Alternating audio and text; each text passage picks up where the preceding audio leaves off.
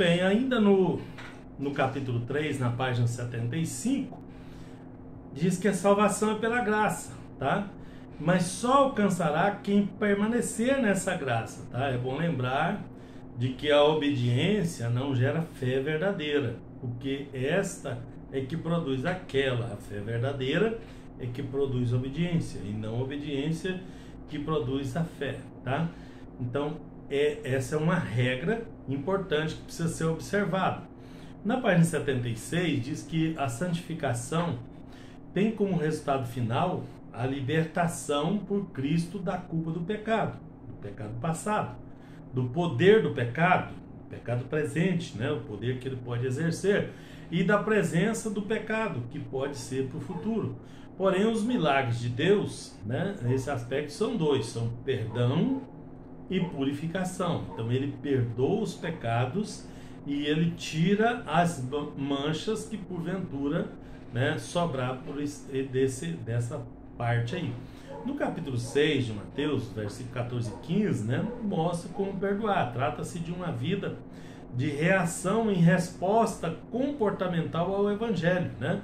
A obediência a Deus. Então o nosso comportamento é ditado pela obediência, pelo o conhecimento que temos, né? No versículo fala assim, no 12 ao 15, né? Perdoa a nós os nossos pecados, como também nós perdoamos os nossos devedores, a quem nos ofendeu, quem nos de alguma forma nos contrariou. Então, essa pergunta, né, a resposta da pergunta, os fiéis a Deus vivem por ações ou por reações? Essa questão requer uma resposta bem analisada, né? Na verdade, todo comportamento é resposta, mas nem toda resposta agrada a Deus, tá? E também nem toda pureza é pura como o Senhor quer, né? A pureza, segundo o padrão do homem, é diferente da pureza segundo o padrão de Deus. O comportamento do homem, para agradar a Deus, ele tem que estar dentro da vontade de Deus. E nós só alcançamos isso mais, nos aproximamos disso, vou dizer assim, tá? Com o conhecimento da verdade, com o conhecimento dos princípios, com o conhecimento da vontade dele, né? Incluídas na sua palavra. Uma realidade é fazer as coisas com retidão. Outra é praticar as coisas com retidão dentro da vontade de Deus. Viu que tem uma diferença aí, tá? Cornélio vivia na retidão. Se vocês pegar lá Atos 10, vocês vão ver um exemplo de um sujeito que vivia na retidão. Segundo os homens, ele estava num padrão excelente, num padrão lá em cima, tá? Mas ele não era salvo. Por quê? Porque não estava dentro do padrão de Deus, tá? Então ele dependeu de ouvir a palavra, a pregação de Pedro, para crer em Cristo, para ser salvo para ele, para se amoldar ao padrão de Deus. Então, retidão não é sinônimo de vontade de Deus, né? A retidão para os homens é diferente da retidão para Deus, tá? Quem vive por ações, sabendo ou não, rejeita as palavras de Deus, porque decide a sua vida a si mesmo, né? Do jeito que vai agir, do jeito que fica melhor para si mesmo, tá? Por outro lado, os que reagem positivamente ao Senhor agradam a Ele, tá? A Deus. Então, fazendo de acordo com a vontade de Deus, querendo nos aproximar da vontade de Deus.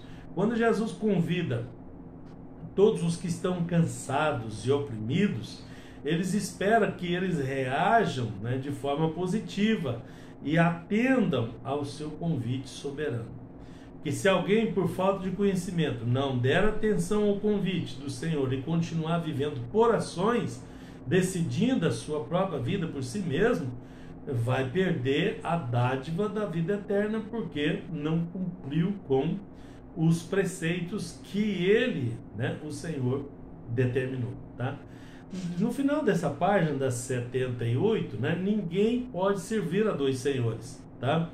Todos, na verdade, são escravos, né? Tanto os que acham que é livre quanto os outros, tá? Mas nunca de dois senhores ao mesmo tempo, né? Romanos 6:1 fala disso. A escravidão é única, né?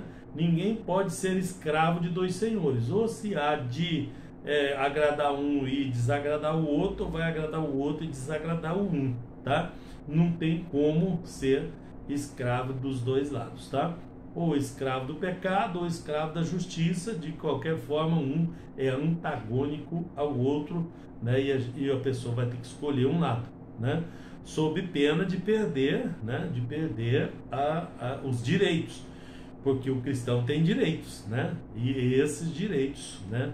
São para aqueles que estiverem debaixo da vontade de Deus. Na 79, Jesus, na qualidade de onisciente, ele sabe tudo, tá?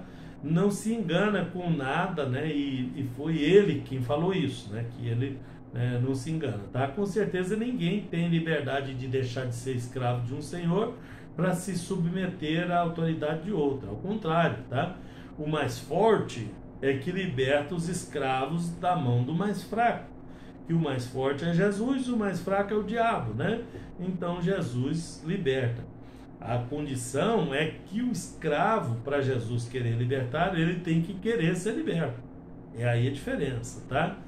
Então ele não vai lá, como ele é o mais forte, subjuga, tira o escravo e traz para cá. Porque se o escravo gosta do diabo, se o escravo gosta do seu senhor, ele vai voltar para lá. Então ele tem que querer. E ele querendo, o único jeito dele se libertar, porque o seu dono não vai lhe dar a liberdade, é o mais forte, né?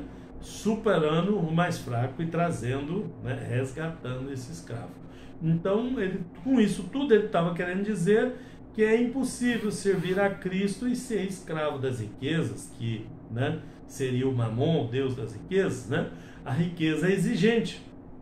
Não aceita que seu possuidor divida tempo com o Senhor, né? O jovem rico, né? Que se aproximou de Jesus com a aparência de um obediente filho de Deus, né? Mas quando o mestre lhe mostrou a necessidade de renunciar às riquezas, para aquele caso específico, ele não gostou e foi embora, né? Triste, com o coração fechado para a verdade divina, tá? Então, é proibido o salvo ser rico? Então, não. O que ocorre, que Jesus explicou, é que se torna difícil para um rico servir a Deus, né? Talvez quase impossível, mas difícil é, tá? A dificuldade, aliás, está presa às questões das ações e das reações que falamos, tá? Pois pouquíssimos são os ricos, né? Que o são por reação, tá? Normalmente por ação, que são a sua vontade própria, ele mesmo que vai determinar isso, ok? Na página 80, nós temos Jesus exige evitar a ansiedade. Todo ansioso é incrédulo e todo incrédulo se torna ansioso. Tá? Ao contrário disso, né, como prova de que a pessoa tem fé em Deus e em Deus é depender da direção do Senhor para tudo na vida, né? Essa fé, confiar nele e viver sempre na sua perfeita vontade diretiva, na direção dele, tá? Os orgulhosos jamais aceitam isso, tá? Pois eles se julgam capazes a ponto de não depender de Deus para nada, tá? Eles acho que têm condições para conquistar os seus próprios sonhos e vivem com essas pregações de sonho para cima e de sonho para baixo, tá? Porém, os ansiosos não confiam em Deus e, ao contrário, têm medo de passar fome, né? Se for depender das providências divinas, né? E aí entra a falta de fé e a pessoa acaba na ansiedade. Por isso Jesus pontua isso, né? Que a ansiedade é um problema, pode ser um problema de falta de fé, que pode ser trabalhado através da palavra, do conhecimento, do enriquecimento bíblico. Isso vai trazer a libertação e a vitória. No capítulo 6, versos 33 e 34, Jesus exige buscar primeiro o reino de Deus, já que ele não divide, né? Então, a exigência dele, acautelai-vos e guardai-vos da avareza, porque a vida de alguém não consiste na abundância de riquezas que ele tem, tá? Diante de Deus, o rico não vale mais que um pobre, tá? E não vale menos também, porque não são medidos pelas riquezas, né? As pessoas não serão medidas pelas riquezas, mas pela situação de suas vidas com Deus, tá? Por isso não é impossível um rico alcançar o reino de Deus, só é difícil, tá? Não é por causa das riquezas, é por causa da situação das suas vidas com Deus, tá? O pobre não tem muito a perder, então quanto mais pobre, menos a perder ele tem, tá? Então é mais, teoricamente, mais fácil aqui nesse caso, tá? Se o motivo foi esse. No 81, na página 81, na medida em que o homem adquire para si mesmo riquezas materiais, ele vai se enchendo de orgulho, ele vai se enchendo de avareza, né? Domina o seu interior, além de ter o tempo, né, tomado sem as possibilidades de adorar o Senhor e fazer a sua obra da forma correta, do jeito que precisa, né? Acaba não sobrando muito tempo para fazer o que precisa ser feito na obra, tá? No final da 81 ainda, né? Isso já está no capítulo 7 de Mateus, né? Corrija-se antes de corrigir os outros, né? Tem gente que é bom para corrigir, mas corrigir os outros, né? Então nós temos que começar corrigindo nós mesmos. Diante de Deus, só está autorizado a corrigir as condutas erradas dos outros quem tem a sua perfeita, né? Quem tem a sua conduta correta e perfeita diante da sociedade, diante da igreja e diante do Senhor. Muitos, por causa disso, deixaram, né, de corrigir e passaram a pregar o negligenciamento, né, o ensino bíblico da disciplina, né? Começaram a negligenciar, a deixar de pregar, a não fazer o ensino da disciplina para evitar, né, os problemas. Mas mesmo assim ainda vem as consequências, porque não estamos autorizados, ninguém está autorizado a tirar partes, né, da palavra para ensinar só o que ele quer pela sua própria vontade, mas tem que ir na direção de Deus e fazer-lhe a sua vontade. No 82, comentando os versículos 7 ao 11 do capítulo 7, nós estamos no capítulo 7 de Mateus, a oração que Deus responde. Como é que é a oração que Deus responde? Quem deseja alcançar resposta nas suas orações, eu acredito que todos, porque se a pessoa ora, porque ele espera a resposta, né? Ele não se pode dar o luxo de duvidar, né? Quando ele ora, ele não pode duvidar de Deus, não pode duvidar que Deus não tem, né, não o faça, não tem o poder, ou não quer, ou qualquer outra coisa. Tem que confiar plenamente no Senhor, tá? Então, essa é a regra, né? Para que a oração funcione, para que dê certo, aquele que se apresenta diante de Deus tem que confiar que Ele é o Senhor, que Ele tem condição de fazer. A maior parte da lei dos relacionamentos interpessoais, né? Capítulo 7, versículo 12, né? É o compromisso mútuo. Portanto, todas as coisas quantas quiserdes que os homens façam a vós, assim façais também vós a eles, pois essa é a lei e os profetas. Tá? Então, a lei do relacionamento interpessoal é que quando eu quiser que alguém me faça alguma coisa, eu faço para ele primeiro. Tá? A fé divina e a obediência a Deus envolve o mutualismo entre irmãos. Mutualismo é isso, né? É ajuda mútua, um ajuda um e o outro ajuda o outro. Então, quando eu quero que me faça, eu faço primeiro, né? E normalmente as pessoas são educadas para fazer o contrário. Não, ninguém me ajuda, se me ajudar eu ajudo, mas se não me ajudar eu não ajudo ninguém, tá? E a Bíblia ensina o contrário, não, você ajuda primeiro, depois, né, o que queres que vos façais vós primeiro. Há no Novo Testamento mais de 30 mandamentos bíblicos ordenando que os cristãos, tá, cuidem uns dos outros, amem uns aos outros e se doem a favor uns dos outros. Há 3 tipos de crescimento da igreja: ao qualitativo, ao orgânico e ao quantitativo, tá? O qualitativo é o crescimento espiritual diante de Deus e promovido por Deus, tá? Ele cresce em qualidade espiritual.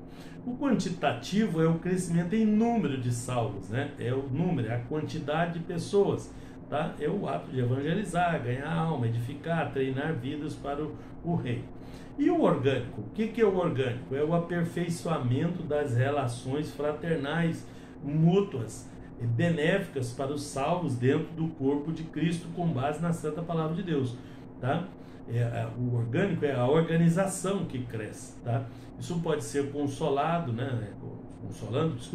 animando, ensinando, treinando, repreendendo, ajudando, submetendo-se sempre a favor dos outros, né, uns dos outros, visando o bem dos irmãos, né, como a coletividade aí divina, tá?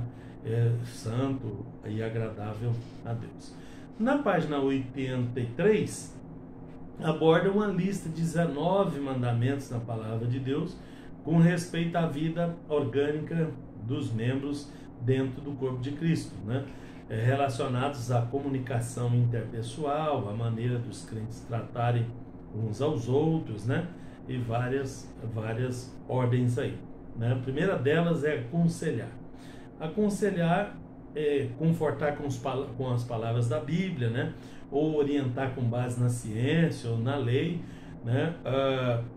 Conversar com uma pessoa, ouvir a sua narração, analisar com paciência, ajudar a pessoa a entender os seus problemas e buscar uma solução satisfatória, né?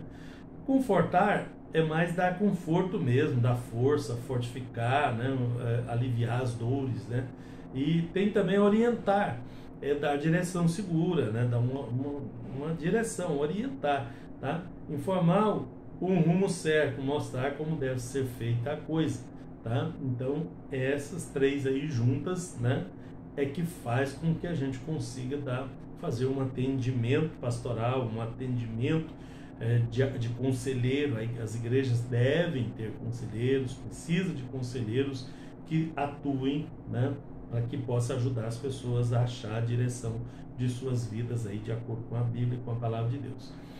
E a palavra de Cristo habite em vós abundantemente, né? Então, se a palavra de Deus estiver habitando em nós com abundância, com grande quantidade, em toda a sabedoria, nos ensinando, admoestando uns aos outros, que é puxando a orelha, né? Dando uma danadinha ali, né? E com salmos, com hinos, com cânticos espirituais, cantando ao Senhor com graça em vosso coração, tá? Isso é um versículo, Colossenses 3,16, né? Que a palavra de Deus habite em vós abundantemente, em toda a sabedoria, ensinando, admoestando e tal, tá? Então é isso que Deus tem para nós, é isso que Ele quer de nós no aconselhamento, porque nós temos que ajudar uns aos outros. Eu não vou falar todas, mas vou falar algumas aqui, tá? Confessar pecados uns aos outros. Confessar é contar os fatos com verdade e sinceridade, revelar, declarar, dizer o que realmente aconteceu, sem acrescentar, sem omitir, seja pecados, né, ou outros fatos, né? Nós temos aí o exomologenai, né? Homologel ou homologelmai, tá? Que é confessar publicamente, né? Vem dessa palavra grega aí, né? Admitir abertamente, né? O prefixo ex, né? Significa para fora, e o verbo homologel, né? Quer dizer confessar publicamente o que está no coração, que tenha sido praticadas ocultas. Só para vocês terem uma ideia, né? A questão de confessar, aí a Bíblia fala confessar uns aos outros, é bem mais eficiente, né? Aí outros falam que é para confessar a Deus, outros falam, né? Você vai achar subsídio bíblico para os dois casos. Sempre haverá a confissão. Nas experiências que eu tenho, é que a confissão, se a pessoa confessar só para Deus, se ele não tiver muita fé mesmo para confessar para Deus e aquilo sair do coração dele, ele achar que confessou para Deus mesmo, então é melhor ele confessar uns aos outros, confessar para pessoas, porque aí ele tem certeza que ele pôs isso para fora. Isso costuma funcionar. Porque há casos da pessoa confessar, não, eu confessei para Deus, mas a fé dele não está muito boa por causa desses pecados, e ele acaba não tendo a resposta que ele achava que teria, tá? Então é dentro da pessoa mesmo que isso vai processar, tá? Então esse confessar pecados traz um alívio, é um fardo jogado no chão aí, que vai trazer um alívio considerável para a pessoa, desde que ele faça, né, desde que ele tenha certeza que ele o fez também, tá? Na página 85, né, fala para considerar os irmãos pela posição de salvo, tá? Independentemente das funções que exerçam na vida secular, né, do recurso que tem, dos diplomas adquiridos. Nós temos igrejas nossas aí que tem pessoas que, né, tem oficiais de polícia, tem juízes, promotores, pessoas que têm bons cargos, tem prefeito de cidade grande nas nossas igrejas, né? E a Bíblia fala para a gente considerar os irmãos independente da posição que ele exerça, do que ele tem ou do que ele é. né, deve-se levar em conta as funções sob a direção do Senhor e seu reino, né, não trabalho ou posição conquistada na carne, porque isso pode trazer um aconselhamento. Você tem que pensar, bom, eu vou aconselhar o irmão independente da posição, tanto aquele irmãozinho mais humilde, menos recurso, menos entendimento, eu tenho que aconselhar ele. O mesmo aconselhamento seria para aquele outro que tem boa posição, tá? Porque a palavra de Deus não muda. Então o conselheiro também não pode fazer acepção de pessoas, que é o que eu queria dizer para vocês. Na página 86 você tem o consolar uns aos outros, tá? São muitos itens, eu estou pegando só os principais porque estou resumindo aqui, né? Senão vai ficar muito extenso os vídeos, tá? Consolar uns aos outros com a palavra de Deus, com bons conselhos nos momentos de tristeza, de doença, de prova, de tribulação, de crise. Então, quem é que está precisando de consolo, né?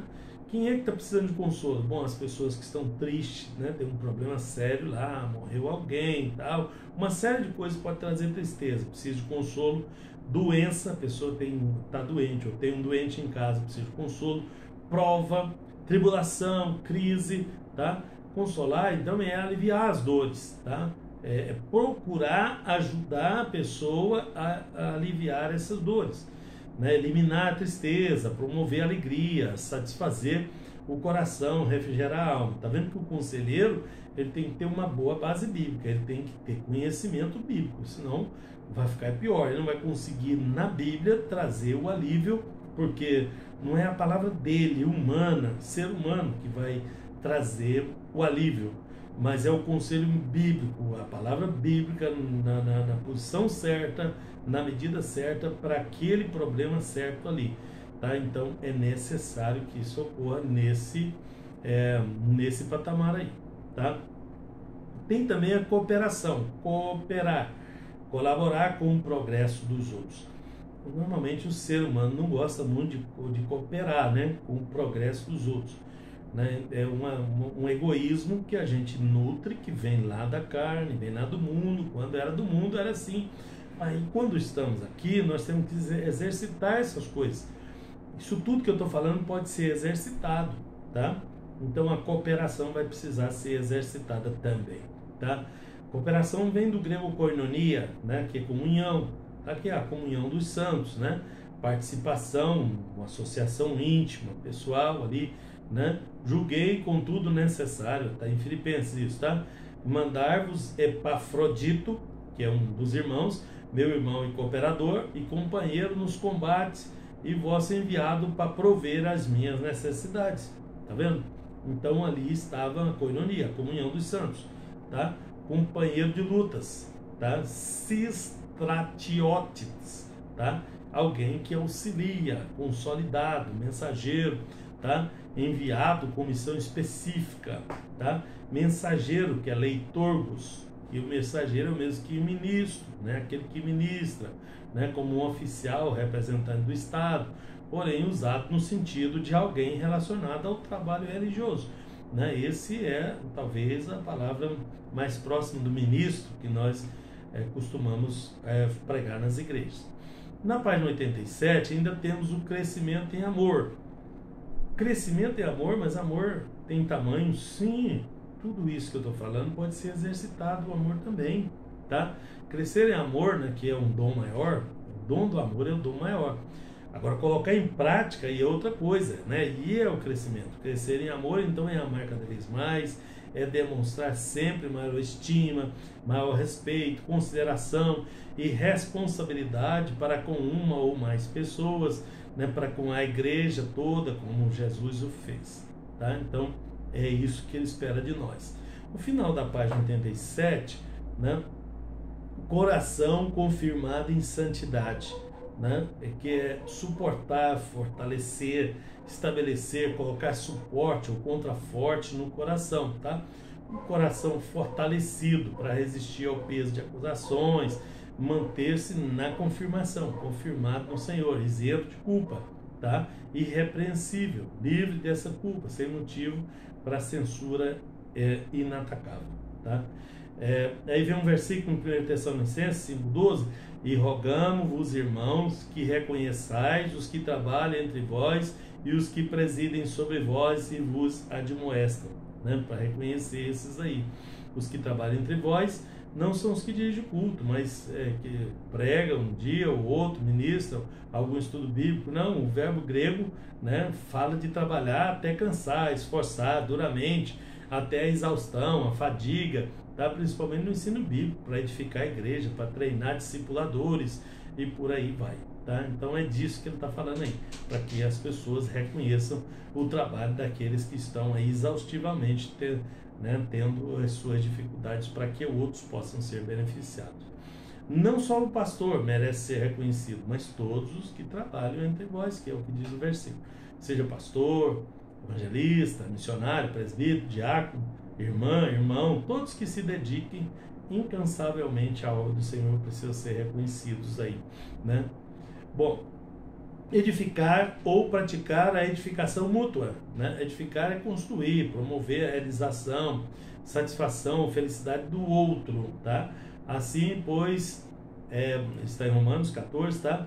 Assim, pois, seguimos as coisas da paz e também os da edificação de uns para com os outros, tá? Portanto, cada um de nós agrade ao próximo no que é bom para a edificação, tá? Então, edificar é promover esse crescimento, né? É ver esse crescimento aflorar.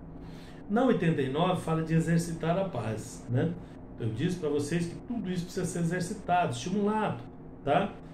A fé precisa ser estimulada, a paz precisa ser exercitada e por aí vai, tá? Exercitar a paz entre os irmãos em geral, inclusive as relações sociais com as pessoas não evangélicas, tá?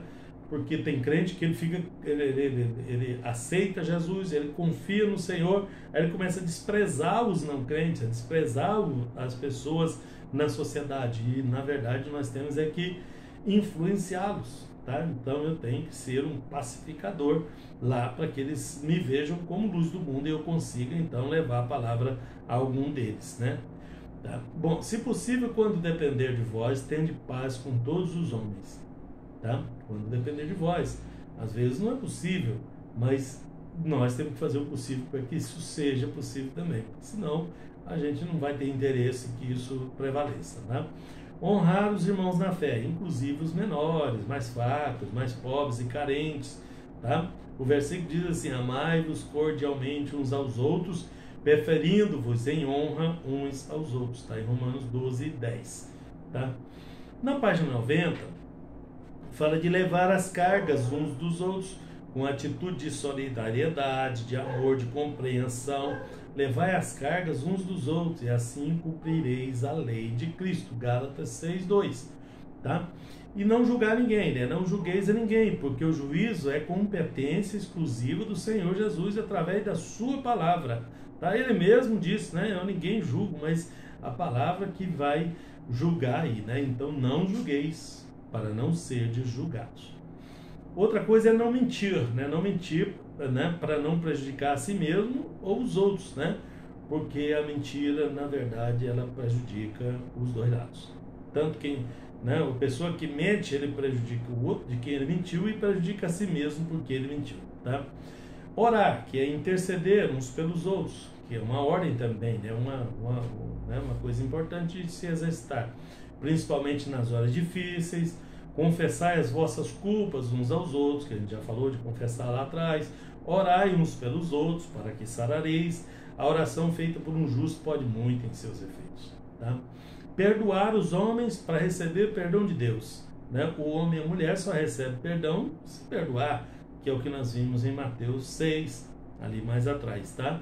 Pois se perdoardes os homens os pecados deles, também o vosso Pai Celestial vos perdoará os vossos. Se, porém, não perdoares os homens os pecados deles, também o vosso Pai não perdoará os vossos pecados. Então, é uma via de mão dupla, né? Onde o perdão vai gerar perdão, tá? Depois ele fala do caminho largo e do caminho estreito, né? E entrai através da porta estreita, né? O verbo entrar nesse versículo está no modo imperativo, né? Está mandando entrar, né? Está dando uma ordem, e representa uma ordem mesmo, um mandamento soberana e não uma opção, uma proposta opcional, tá? É uma palavra de livre escolha, né? Mas é uma imposição, não é uma coisa que a gente escolhe. É uma imposição, é uma dogmática do Senhor a todos que desejam ser salvos e permanecer na fé e no ministério cristão, tá?